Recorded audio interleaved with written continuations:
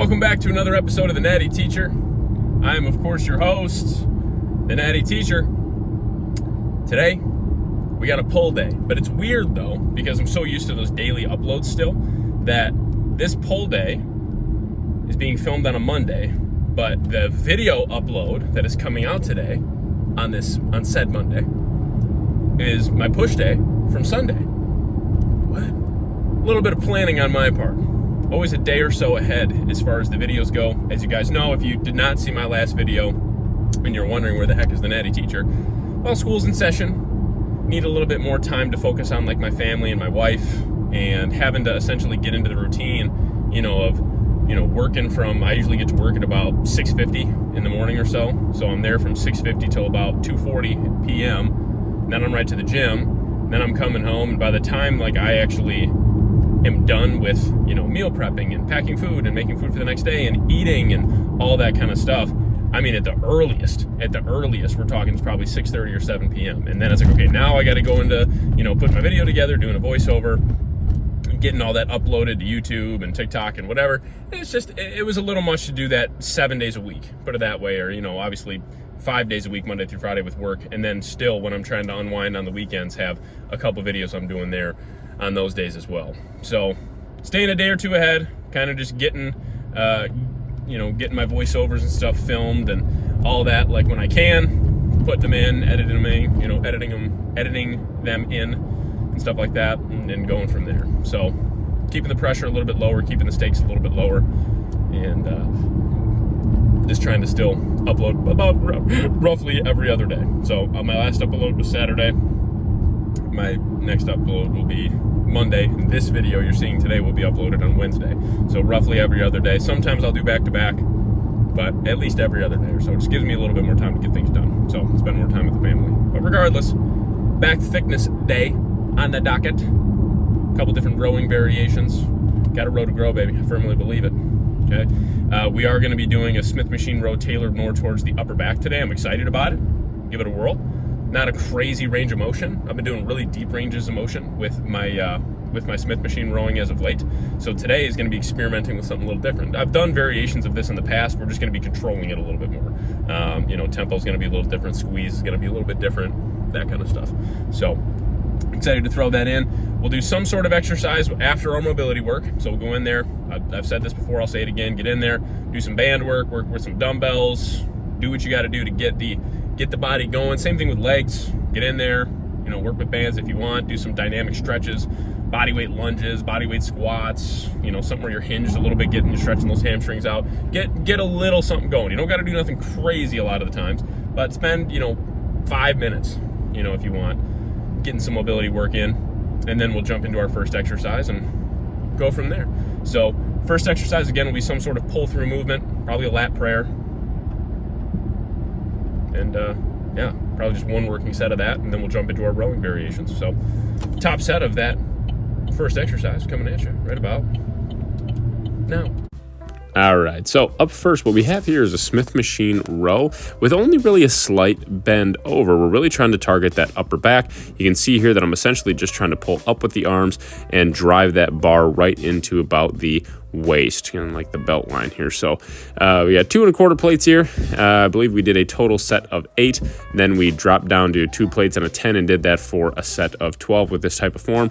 Really was pulling hard, felt super, super good in the upper back, exactly where and how I wanted it to feel. So that was awesome. Then went to chest supported rows, 2 working sets here, really driving those elbows out and making sure that we are squeezing through that upper back musculature, getting an awesome squeeze through the traps and rhomboids and upper back and even into the rear delts a little bit. Felt really, really good. We're keeping that chest nice and driven into the pad. Again, I would recommend keeping this in that 8 to 12 rep range. Now, the only thing that I did a little bit differently is I actually moved the chest pad in just 1 because I felt like if anything, I was letting my arms stretch a little too much and it was allowing me to get extra leverage. So with this, we are essentially keeping a nice full range of motion, but limiting it ever so slightly compared to what we've been doing the last couple weeks. Felt really, really good. Again, 2 working sets here. Then some Meadows rows. Finally feel like I've kind of gotten the technique down with these bad boys, and they feel great. Ever so challenging for sure, but feel really, really good. Make sure you're using whatever arm you're not rowing with. Rest it on your knee, get a good support there. Make sure you're, again, on with the arm you are rowing with, driving that elbow outwards. And again, really trying to hit that, really the rhomboids and teres muscles and what have you, but really mainly into the rhomboids and upper back for this bad boy. 2 working sets there. Did go down on the second one though. Got a few extra reps. Then an exercise I have not done in a hot minute here. Close grip pull downs. Great old school back exercise here. Again, really making sure that we're getting a nice full stretch, nice full range of motion here, and driving that bar down to the chest, touching the chest with the bar here. So really we're working good and hard on these ones. Ended up doing 2 working sets here. Felt really, really good. Felt like I was getting a nice, good, hearty squeeze, more towards kind of the mid and upper back. And it felt awesome. Really, really did. So again, really everything you'll see on this pull A day is within roughly that 8 to 12 rep range, maybe 8 to 15 at the most, for the actual back exercises, that is. But like for our next exercise, which is some, rear delt rows with dumbbells, that is not the case. Reps are a little bit higher. I ended up doing 3 sets of this particular exercise between 15 to 20 reps. So again, we're working with, I think these are the 40-pound dumbbells. So again, nothing super, super crazy. It's either 35s or 40s. I can't remember. Might actually be 35s. I think it is. I don't know, 35s or 40s, one of the 2. But again, what you're seeing here is we are allowing those dumbbells to, we're starting in kind of a, picturing keeping the elbows at almost like a 45-degree angle. And you'll see that I bring the heads of the dumbbells close together, and I keep my hands actually at the back of the dumbbells. And we are essentially just trying to picture rowing back and pulling back with those rear delts. It felt really, really good. Haven't done this exercise in this really particular way ever. And it felt awesome. So again, 3 working sets here, all within that 15 to 20 rep range. It felt awesome. Couldn't have done it any better. Then went on to some dumbbell preacher curls here. Okay. Make sure we're getting a nice full range of motion and allowing that arm to stretch all the way out. Sit in that bottom fully stretched position and then bring the arm up. This is a tough exercise. Tough exercise. Here we did 3 working sets with the 35-pound dumbbell, all within that 8 to 12 rep range. I believe the top set was 12, back off set was, or second set, was I think 10, and then third set was 9, or maybe it was 9 and 9. I can't remember. But it was very challenging for sure. So,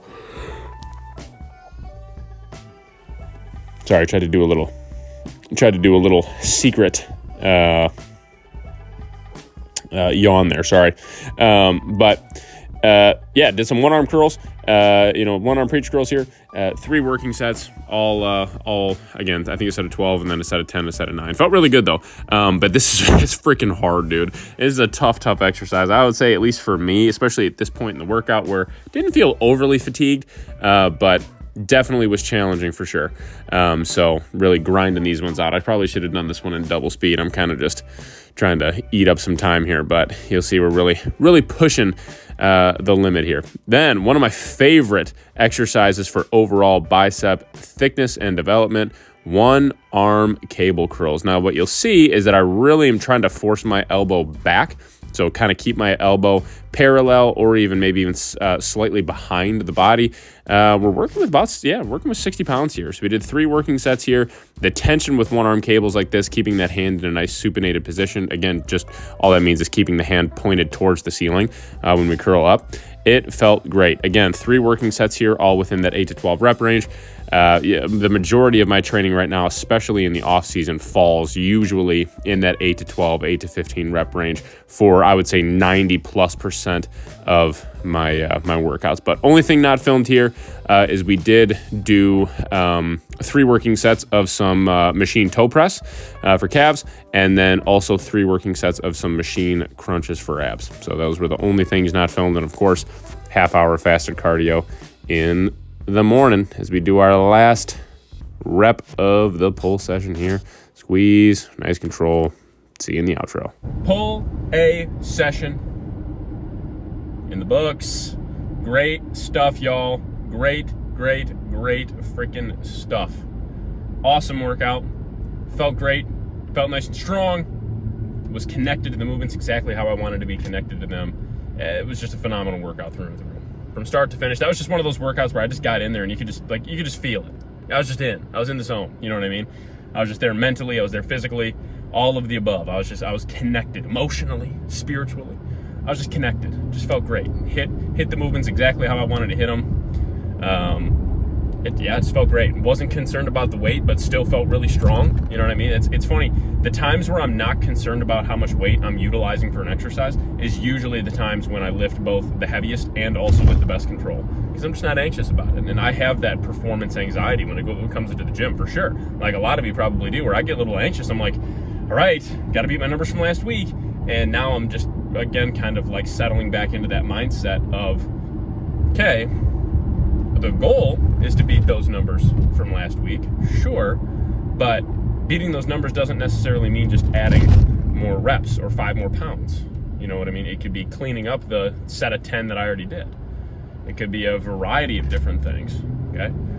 So again, beating the logbook is great, and I think to a great extent, it is something that is phenomenal for progress and progressive overload. I think it's just awesome. I think it's great, but at the same time, beat it properly.